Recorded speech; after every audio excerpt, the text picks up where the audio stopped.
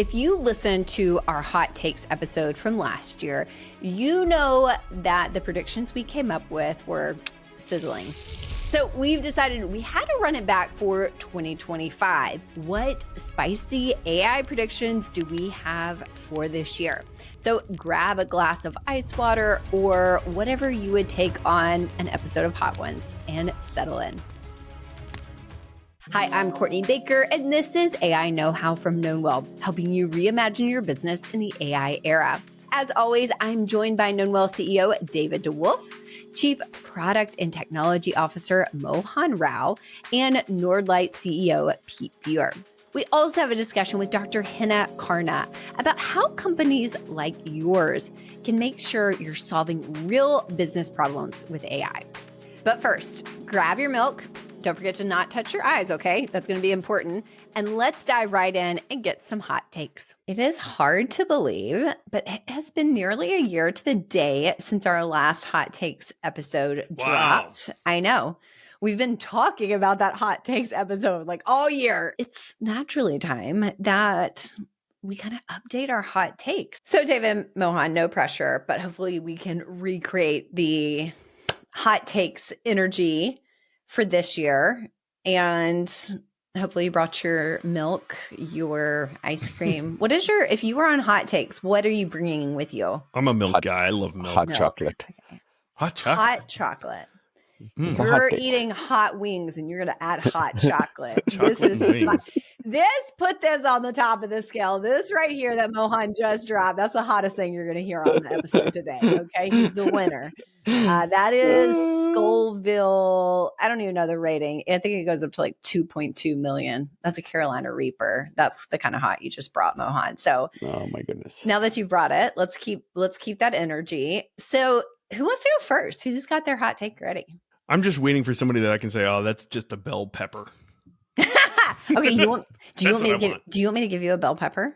Yeah. I got a bell pepper. You got a bell pepper? Okay. Yeah, I do. Okay. So I think in 2025 that this whole AI powered kind of human delivered style of positioning your product will end.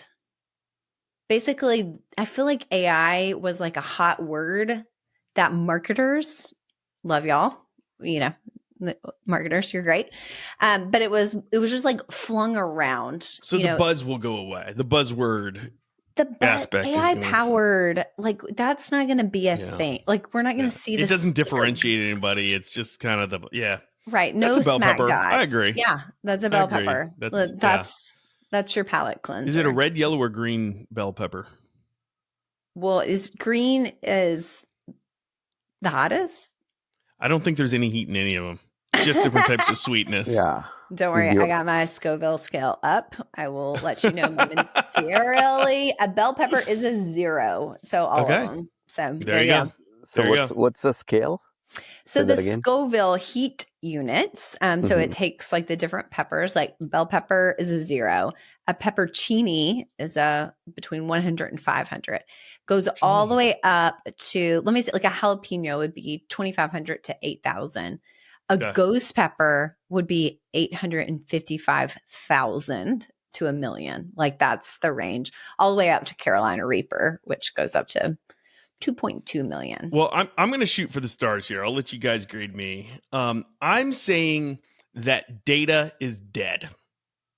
I think we've been living in a world where data fuels these algorithms, machine learning, and everything. And if you actually stop and think about it, when we actually talk about data, I think there's two realities that we miss. The first one is that over 85% of the information in an enterprise is ignored and not even considered data. And that is the communication that just swirls around and around. And then the second one is I think that communication is actually a much better representation of the real life that we try to represent with data. Data has come about because we're trying to pull out little pieces of information that can represent a reality we can do math with in order to fuel these models, fuel predictions, all these things. And AI is now at a spot where it can actually understand the real world better than the data has ever been able to represent it. And so my prediction is I believe data is dead, and the systems of tomorrow are going to be fueled by actual human conversation as opposed to raw data. Wow. Habanero. I That is spicy. Mohan, what do you think about that? think that's a significantly hot take. I don't know if it's accurate, but it's a hot take. Right. So I think it is, help me out. It's 4 out of 5. Mm-hmm. Yeah, that's habanero. Is that Yeah, habanero? yeah, Okay. yeah. Yeah. Yeah, that is, I think that is spicy. Now, can I ask a follow-up question though, David? How this data is dead?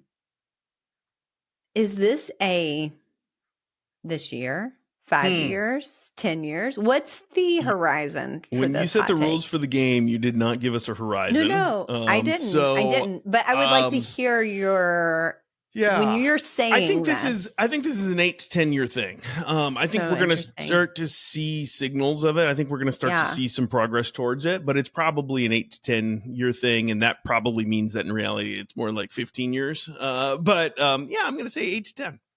So that also means that the fighting about whether or not a certain piece of data in an executive team meeting will also go away. Wouldn't that be wonderful? It would be so wonderful. Mohan, are you ready? Yep. What are you serving us up? So I've been thinking about DeepSeek and in general the open source models out there. I think the open source models are such a double-edged sword that they're just gonna diminish in value and go away because they're open source. I think open source models by definition are so ripe for commoditization. Right? Everything about that can be seen, known, and therefore the value it provides is going to be so different from traditional open source software that it won't be a leading edge player as we go along, because it's great. It may have mass use, but I don't think it's going to build competitive advantage for the company. I'm going to name that a jalapeno. I think that's hot. I think there are some people that disagree with it. I think there's several people out there that believe that though as well. What I'm trying to parse and I can't figure out is there are some people that they just don't like the open source model, right? Especially these proprietary folks. And so they're always throwing reasons why it's going to fail. And I don't know if they actually believe what you just said or if they just say what you just said because it's one of the 13 reasons why they say open source is going to fail. So that's the piece to me that I'm pondering a little bit is, there's some interesting rationale there. I think you're right. As I think about it, there are differences between open source software and these open source models. But I never thought about it like deeply that way, like you did. And so that kind of burnt my tongue a little bit in the back. Good thing you've got that hot chocolate. No, that's Mohan. I'm drinking milk. I know.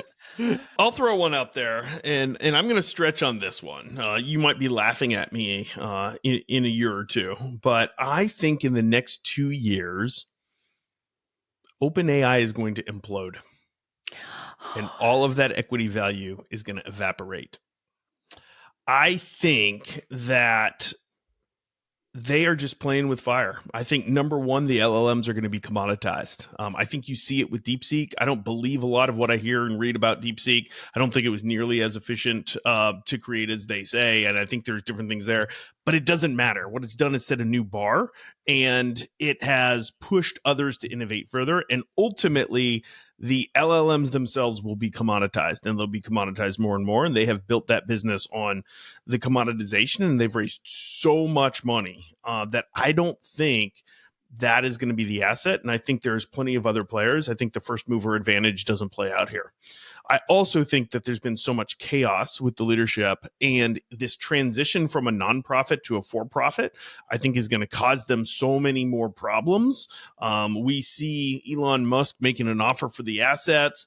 I just think we are going to look up in 2 years and OpenAI isn't going to be the clear leader anymore. And the assets will still exist somewhere, but they won't be seen as the leader. The assets will be somewhere distributed. I don't know if they'll get acquired. I don't know if they'll merge somewhere. I don't know if they'll go back to being a pure not for profit and the profit engine will be spun off somewhere. I just think it's going to implode as the AI stalwart. Do you feel like that is a good thing or a bad thing? I'm just curious. I think it's probably a good thing. Is it because I don't know. Sam Altman kind of like gives you the ick? That's me. I don't have a strong opinion. I don't have a too strong of an opinion on that. I think they've done a lot of good from a just pure innovation standpoint of pushing things forward. But I guess the part I struggle with is the drifting away from the original mission, right? When you are a not-for-profit and you're founded that way, to drift away from that feels a little bit disingenuous at best to me. Yeah. And it makes me question some of the underlying principles and character of the entire operation and wonder, can they be true? And in a world where trust matters so much with AI, will people ever really trust them given that reality that they've been able to switch and pivot from their expressed original intent? And so, yeah, I don't think it helps them. So, David, let's say your hot take comes true, even partially true. Play Satya Nadella for me. Yeah. What do you think is Microsoft's signature move if your hot take is going to come true? Yeah. It'd be really interesting to read those investment docs and see what they actually have, right? What kind of controls they have and different things. I mean, I'm really curious, and even Elon Musk too, right? I think, what I can really see happening with the state of things right now is I think Satya and Elon get together and do something together as partners. If the two of them wade in together, I think that wins the day. If you think about the largest models out there, right? So there is, there is OpenAI. Then, of course, Gemini has moved up really well of late, right? So in every sort of thing, there is the Llama open source from Meta, right? And then there is Anthropic. So it kind of falls off very, very quickly, right? And it does. Whenever this question comes up, I always wonder about what's going to be Microsoft's move because they're not in the list. Well, and interestingly, Apple isn't either. And everybody talks about how Apple's behind. People don't think of Microsoft as behind because of the investment in OpenAI and how they have rights to that IP. But I actually think there's something too. We are seeing more and more the LLMs get commoditized, and I really believe they're going to be. And I think Apple's move has been to we're gonna be better than anybody at using the LLM, not creating our own. And I like the differentiation there. I think that's smart. You actually see Gemini starting to get on that bandwidth as well, though. Like the way Google has rolled out Gemini, so it's not just this LLM, but it's embedded in their products. I mean, they have, in my mind, in the last month and a half, they have commoditized the video transcription and summarization market insane, like so fast. Like it's gone. If you are a standalone transcription service for video calls, you've got no hope. All right. If you don't have some really differentiated domain expertise or something that you're putting on top of that, I think you're in trouble. And Google has driven that by saying, hey, it's not just about the LLM, it's about how it's integrated into product and how it's driving end user value. That's where Apple started out. And, so I really see Google poking its head up as the leader in the space right now because of that. Whereas OpenAI is more about the LLM purely itself. And I think Apple is at the onset and just getting started and focusing in the right place of where they can differentiate and add real value versus just providing another commodity. Everybody else has products to integrate the LLM into. OpenAI does not. That's right. Right. So, yeah, that's going to be the differentiator. And I wonder if Microsoft's going to just acquire OpenAI. It's always interesting to see what the head of Microsoft AI says. I think his name is Mustafa Suleiman. And Mustafa's tweets are always very interesting because he's walking this tightrope. Very interesting. By the way, just on the Gemini transcription, their one problem is Google Meet is so behind on video. Oh, it depends who you ask. I know you're a Zoom lover, but there's a lot of people that prefer Meet. Hate to say it. I'll believe that when I start going on more external calls where people are using Google Meet. I think we're the only one. Actually, I've been really surprised how Meet's market share has steadily increased. I mean, still Zoom is the leader for sure, right? So, but Meet's been moving up. What is it now? Do you know off the top of your head? I think Zoom is 55%. So it's very large. And then Teams is like... Google Meet is up to 31.38%. That's shocking because, again, I am pretty sure we're the only ones using it. But listen, we got that Gemini. That's awesome. And it's smart. You know what I mean? Like, we don't have to pay for Zoom. So, hey, that's everybody's the opposite of a hot take. Don't pay for... Okay, David, Mohan, everybody listening, take a big gulp of your hot chocolate. Hopefully you're cooled back down now. Hot chocolate. And thank you for this episode. Don't worry, we'll keep talking about these hot takes periodically, I'm sure, throughout the year. Thank you too. Appreciate your thoughts on this. Adios. Bye. Everyone wants to keep the clients they worked so hard to win in the first place.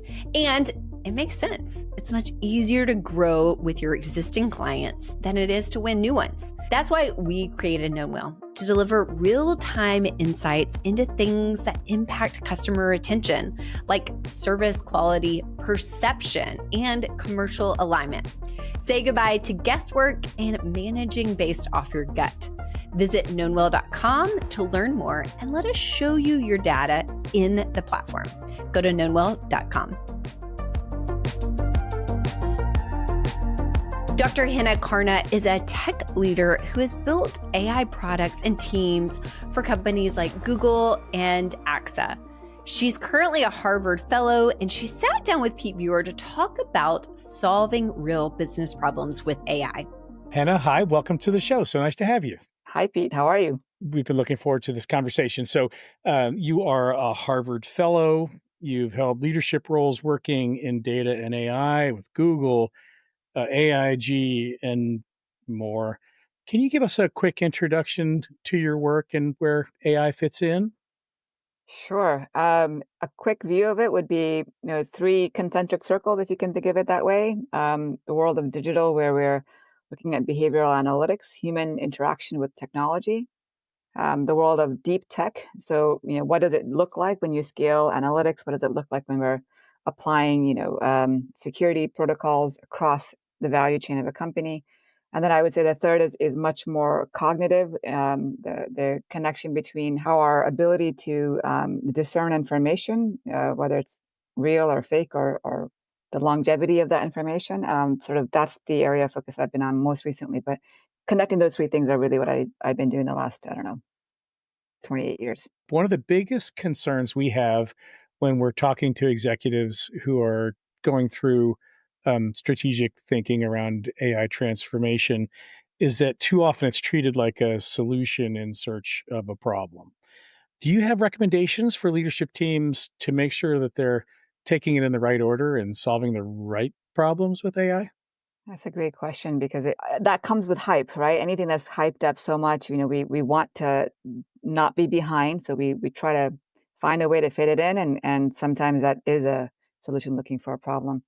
I would say that the most critical thing is our organizations, if we can trust our planning process, if we can trust the fact that we do know how to prioritize what is the most important for our customer, what makes us differentiated, and taking those priorities, which we do year on year. Organizations do this every year, and they spend months doing it. Looking at that list of things that already exist, and then applying an AI lens to that list. Said differently, we don't want to add, if I have top 5, priorities in my company, we're not trying to add a 6th one that says we're going to use AI now. Because that is already a strain on the company as a whole. So we already have 5 things. Assuming we've budgeted for it, we've maintained the workflow around it, we've got people working on it. And then we add a 6th one. It's going to be begging, borrowing, and stealing to get that 6th one up and running. All eyes are going to be on looking at it because it's straining the back of the organization now with a net new thing to worry about, which, by the way, we're not all very well equipped to know yet. Most typically in such new things, people are learning on the go. So I think the most critical thing is to not add an additional to-do, but to look at what we have and then say, okay, pre-AI era, we were doing it these ways.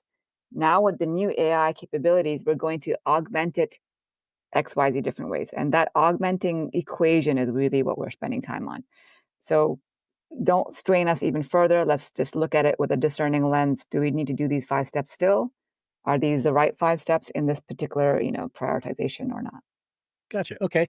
So it's kind of trust to your current strategic planning, operational planning processes, and use that as the mechanism for then figuring out against the priorities that we're trying to tackle. Where does AI fit? Do you feel like leadership teams are aware enough or educated enough on AI and how it can help in order to be successful in applying it in the strat planning process? That's a great question too.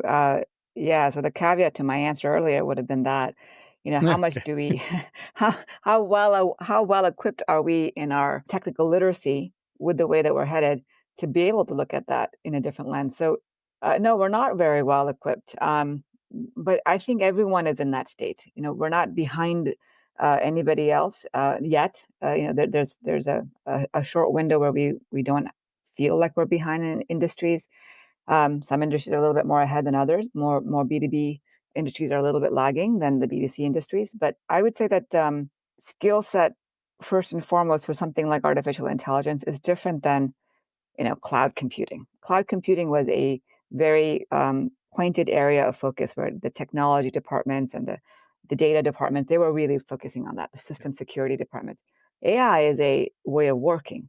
That's everybody. Touches everyone, yeah. Right, it touches everybody. So, really looking at, how are we getting everybody's taxonomy to be lifted in the company? Like, are we speaking the same way so that we don't have miscommunication, misfiring, all sorts of different places? So, first and foremost, we're learning a new language. Can we learn it together? Can we get on par together? I'm in championing with boards that I'm working with right now to try to get everyone to be trained on fundamentals of artificial intelligence. Everyone from the HR department to the accounting department to, of course, the technology teams and the P&L owners. That's a key thing. And to the board, right? And to the board. That's right, to the board. No one left behind because this is a new era. No one's off the internet. No one's off the social media. Well, I don't like it so much, but no one's unaware of it, and we shouldn't think of it like that for AI either. Have you seen best practice in getting an entire company to a level of technical proficiency on a new technology like this, new way of working? Only very small ones. They already had momentum down that path, and so taking a slightly, a fork on the road is not so complicated.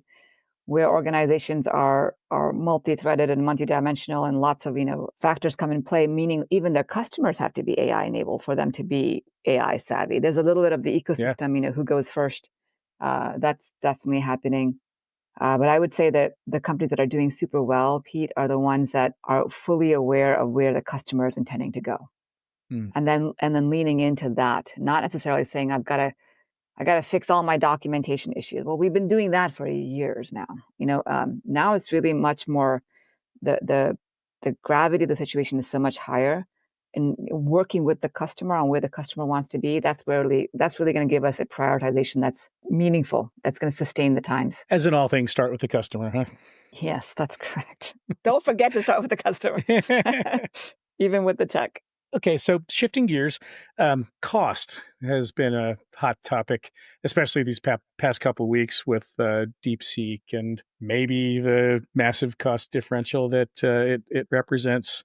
How can leadership teams get past the concerns around cost and actually flip the script and think about AI as a way to bring costs down?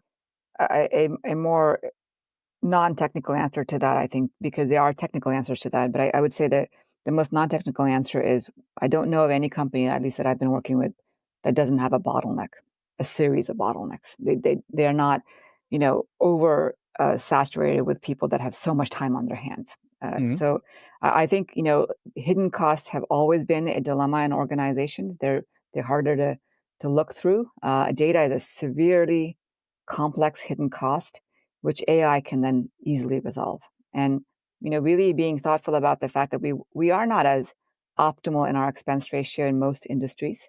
We weren't so fine tuned before artificial intelligence was invented or not invented but sort of rolled out broadly. We've been in artificial intelligence since 1994, but I think that sort of ownership of ourselves, how much can we drive the ship correctly more towards the fact that we now know better about our technology and how it can be leaned into, that's going to be more powerful. And as that's happening in companies, that's more internal, right? Then the external factor of the storage, the compute, the copper, the materials required, all of that is going to start to solve. And so we want to be ready as a company when that stuff is ready. But we don't have to wait, and we certainly know that cost is coming down. So the fruit of our labor is going to be much more meaningful as soon as we can fix our internal expense ratios ready in time for that scalability and sustainability of it going forward. I guess companies' abilities to realize the return on their AI and related work stream process changes sort of dependent on the degree to which they can get teams adopting, accepting, using new approaches to work, AI-powered solutions. That's right. What have you seen in that space? How are companies succeeding in getting folks to pick up the ball and run with it? There's several examples. I mean, there's quite a bit on the security compliance side of things, on the legal side of things. But one that I really like, and it goes back to the customer. But to be honest, customer identity, know your customer. I think um, those are great use cases that, with the empowerment of artificial intelligence in our architecture, we can do this frictionless. We can do this in a much more meaningful way where we are really getting the 360 view of the customer as we're trying to enable the customer's growth, as we're trying to be more valued, with our partners in our ecosystem. I think so. An example right now is, there's an organization that I'm supporting and kind of consulting with. I guess it's consulting, but it's really a little bit more than that, where we're designing out the net new construct of what a customer looks like. How much, what's that bi-directional, 24/7 exchange that I can have with that customer, such that my diary of the AI are, agents, which are really just taskmasters, how are they going to empower me further in my, moments of engagement with the customer, that preparation, but also more than that, the benchmarking, the assessments, the things that took me hours to do pre a call. Now Mhm. I can actually be more thoughtful about it when I'm in a meeting with a customer.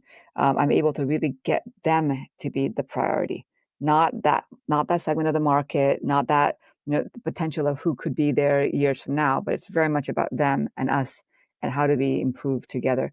So that use case where it's starting to bridge the edge of the network and making the edge of the network more powerful for an organization. We could do it, but we could do it in, bootstrap models. We could do it in one-off. The top 10 customers would get that kind of support, but the remainder, could have been top 10, but we wouldn't have even known. And now we have that sort of ability to really roll out the red carpet and talk to those that have a mission that's aligned to ours and can go forward together. I think that's going to be amazing. You got me realizing that the uptake and acceptance question doesn't just apply inside the business, but it's a customer question too. Is one or the other the harder of the two to accomplish? I'm finding it more and more surprising, but it seems to be that the customer, it's a little bit of a stalemate mode where if the customer isn't ready, what do we build for? If we build for it and the customer isn't able to adopt it, we've just shot ourselves in the foot. So there is a little bit of that, how do I play the chess game not too fast. I can compromise some rooks, but I got to be careful about how fast I go because the industry has to, comply with that. And so there's a bit of that. That I think will iron itself out. To be honest, the more expedient our awareness of the technology gets, the more cost effective it gets, the more prepared we are internally. We've wired ourselves more appropriately. I think it's going to be an incredible journey ahead because of that. Thank you. It's been delightful to have you on the show. We're so grateful for the fact that you're willing to be here and share your insights, and appreciate it. I appreciate your time. Thank you, Pete. Thanks as always for listening and watching. Don't forget to give us a review on your podcast player of choice. And we'd really appreciate it if you can leave a review or even share this episode on social media.